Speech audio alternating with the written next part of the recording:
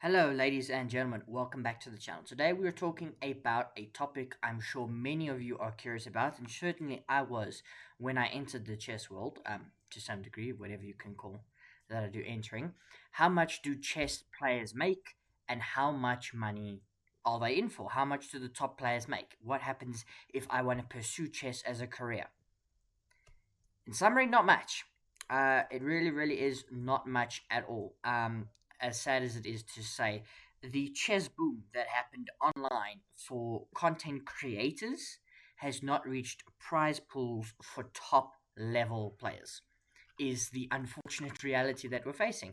The World Chess Championship prize fund, while larger than most um, prize funds that players make, it's still not a lot of money compared to many, many other sports when you're talking about the elite level of competition.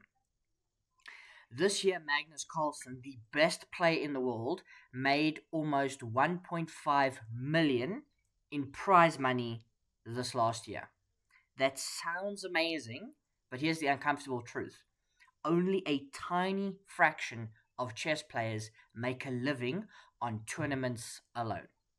Today, we're breaking down how much chess players actually earn and why most grandmasters still need some side income. Now, a key clarification. The backbone of what I'm talking about is coming from a chess.com article written by Nathaniel Green. I will link it in the description below. It's called The Top Chess Prize Winners in 2025 and How Much They Won. On screen, you can see the players that won over $100,000. Now, six figures for most of us sounds like a lot of money. It really, really does. But remember, this is the net of what they made. And there's some key points that we need to clarify as well. Only major international tournaments were counted for these figures. So the World Cup, the Grand Swiss, the Esports World Cup, Chess.com Classic, and so on and so forth. Title Tuesday is also counted. First prize is usually a little bit more than $10,000. What this income does not include, and this is going to sound like a lot, streaming on Twitch, YouTube, or Kick, sponsorships, coaching, appearance fees, national leagues, team events, government stipends and income, books, courses, royalties. You see all that stuff that's been stripped away, and we're looking solely at prize money. Now, you're going to say to me, Matthew, chess isn't done on prize money. Ideally, that's what it should be, shouldn't it? You don't really see people in other sports having to dip so much into all these extramural activities to make a living. Premier League footballers, if I can use football as an example, they focus on playing football. The club will send them out to do extramural things to get sponsorships and whatever, but that's the club's job. The footballer gets paid by the club. They'll get bonuses paid to them by the club depending on certain things. They might get a few private sponsorships organized by an agent, but otherwise they focus on playing football. The chess players cannot focus solely on playing chess. There were only about 26 players who broke six figures. 26 players. You have any idea? There's over 1,000 grandmasters in the world, not to mention the thousands of other titled players. They have to rely on streaming on Twitch and YouTube, and some of them are brilliant. Hikaru's brilliant, Levy's brilliant, the Botezes are brilliant. There's many others that are brilliant. There's one grandmaster now, Felix, something with a B. He's fantastic. Obviously, Magnus does the streaming. Chess.com does streams, but some of them are not great. Sponsorships. Now, FIDE doesn't organize them sponsorships. They have to go out and get their own sponsorships. Now, when you're Magnus Carlsen, that's very easy. When you're Hikaru Nakamura, that can be quite easy. When you're number 101 in the world, that's a little bit more difficult, particularly when you don't get the spotlight of being invited to the most prestigious events, like Tata Steel and Norway Chess. So some of them have to do coaching. Some of the top GMs get appearance fees. So, like Tata Steel, there is a prize pool, but it's not a lot. What you get paid is an appearance fee. Come to the tournament, and we will pay you just to be there. National leagues, of course, that's little bits of money. So these are some of their smaller tournaments, or within their countries, like the SA Open or whatever, Norway Open, US Open, and so on and so forth. Team events, obviously, there's a number of team events. There's the FIDE, I think there's the FIDE team event where you've got all the different teams. There's various, like the Global Chess League, or, and so on and so forth. Those are difficult to count because their pay structures work differently and not all the figures are released. Government stipends. Now, if you're in some countries, government pays you barely anything. Your sports trust, whatever, they pay you next to nothing. But if you're in India, for example, Divya Deshmukh got paid a lot of money by the Indian government for winning the World Cup, which she deserves. So they reward that sports excellence. But some of the chess federations don't do that. They just don't. And then, of course, books, courses, and royalties. That's only stuff that you do on the side, and it takes time. And you're sharing your money. Prize money is only one slice of the chess economy, but in fairness, it's the most transparent one. Now, to look at the top 1%, the figures. Magnus Carlsen was the only player last year who broke over $1 million, and he broke 1.46, and he played 16 events that they counted for all this money.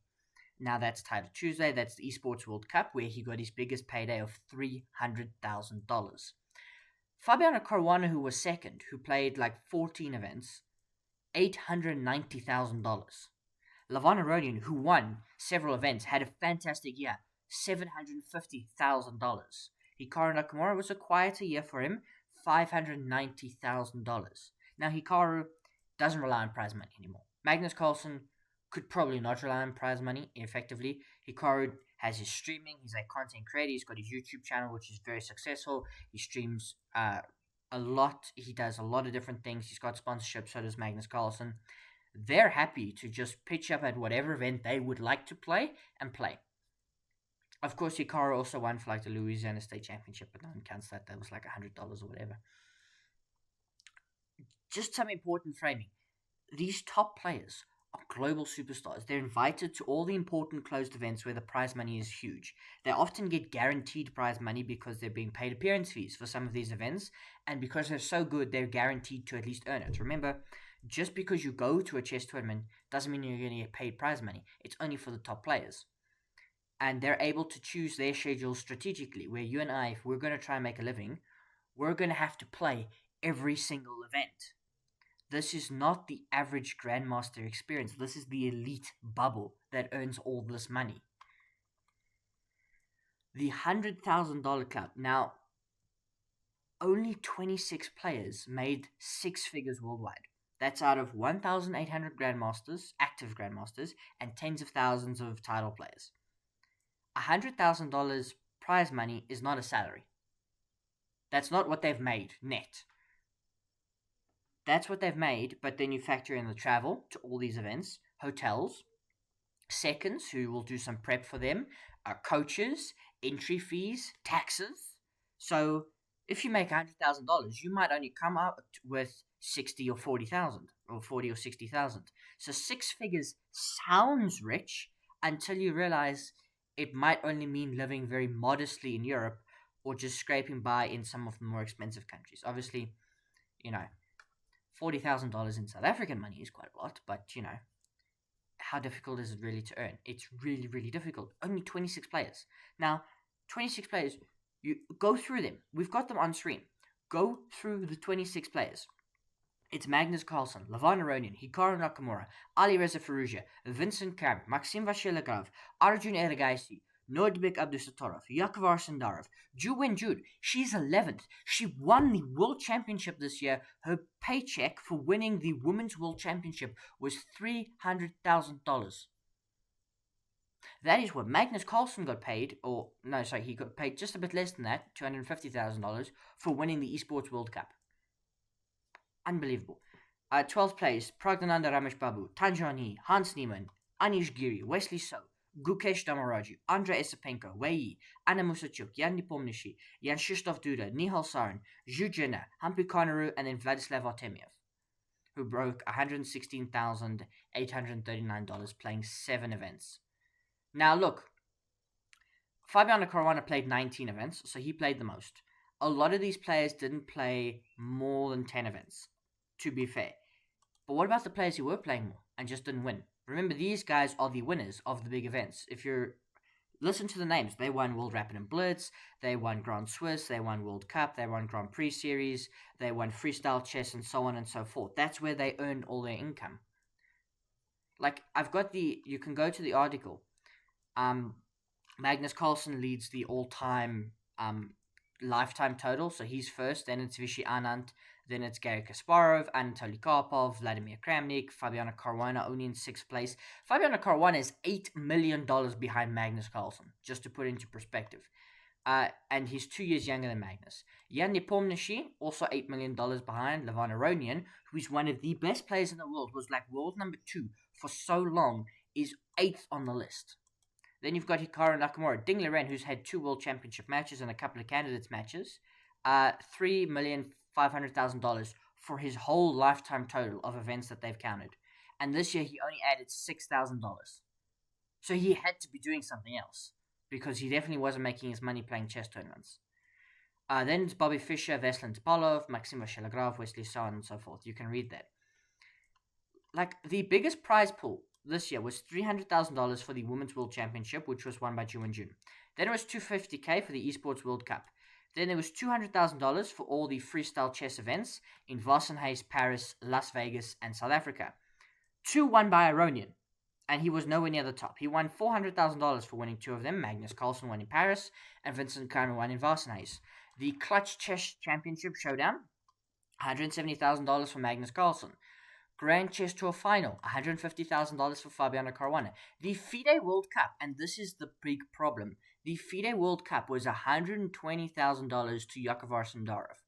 The biggest, thing other than the World Championship this year for the women, for the open players, because there was no candidates and there was no World Championship this year, was only $120,000. Now, it was a huge prize pool, but the winner walks away with $120,000 for a month of chess, where they've had hotel rooms, travel, coaching. No doubt he probably had a second there that wasn't playing. And he was eating, had suits and clothes and stuff. $120,000. Prize. What about all the stuff you've got to then deduct from that? What does he walk away with? The next FIDE event is the FIDE Grand Swiss, won by Anish Giri, $90,000. Now, I understand it is difficult for FIDE. Now, this isn't me defending FIDE. FIDE need to pay the players more. They need to increase the prize pools. But where does FIDE get the money from? Is the big question. The boom has happened for content creators and players at lower levels, not for the top. We forget the forgotten majority, professional players below the top 30. This is the heart of what I'm getting at. They earn maybe $10,000 to $50,000 per year in prizes or less. They have to rely on teaching academies, private coaching, YouTube or Twitch channels, national league contracts, so that's they're contracted to certain things, to produce chessable courses, for government or federation support. For most professionals, tournament prize money is supplemental income, not the main paycheck. It is unbelievable how all of this happens. A women's chess, it's progress, but it's still work. 5 women in the top earning list. Ju Jun earned $300K for one event. Women's events still fewer, smaller prize pools, less sponsorship exposure. Needs to be fixed. Nothing else to say. Needs to be fixed. They need to be paid more. All-time prize money, perspective matters. Magnus Carlsen, $12.2 million over 20 plus years of playing. He started when he was, as a Grandmaster like 14, 16 or so on. He's now 30 odd. So almost a 20-year career, he's raised $12 million. That's less than $1 million a year. And he is considered the greatest chess player of all time. It averages about $600,000 per year before all the costs. And now many legends are retired. They rely on exhibitions, books, coaching. Even the greatest players in history don't get rich from prize money alone. So can you make a living playing chess? Honest answer, yes. If you are a top 30 in the world, or you are an elite plus a content creator, or you are elite plus a national support player. Maybe you're a professional second. You're a second for a top player. For everyone else, chess is a portfolio career. You can play, you can teach, you can produce content, you can have side projects. Chess is not a lottery ticket, it's a grind.